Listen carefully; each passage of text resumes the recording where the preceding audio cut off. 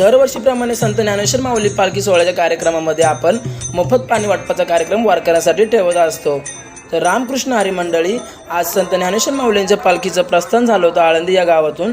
तर मग ह्या ज्या लोकांचा समूह दिसतोय वारकऱ्यांचा हा फक्त माऊलींच्या दर्शनासाठी आणि माऊलींच्या पालखी सोहळ्यासोबत पुढे जाण्यासाठी जमा झाला होता। तर आम्ही पण ह्या सगळ्या जमा झालो होतो माऊलीचं दर्शन घेण्यासाठी। थोड्या वेळामध्ये घोड्यांचं दर्शन झालं, 2 घोडे पुढे आले होते, त्यांचं दर्शन आम्ही घेतलं आणि जसे की घोडे पुढे आले मागून मगच माऊलींची पालखी पण आली होती। मग माऊलीच्या पालखीचं दर्शन घ्यायला जमा झालेला जमावाने पूर्ण माऊलीच्या पालखीच्या दिशेने धाव घेतली। पालखी हळू झाली होती, मग माऊलीच्या पालखीचं दर्शन सगळ्या लोकांनी घेतलं। आणि ही जी पालखी आहे ही आपली पालखी 18 दिवसाचा प्रवास करून विठुरायाच्या भेटीला पंढरपूर या ठिकाणी आषाढी एकादशी दिवशी पोहोचणार आहे।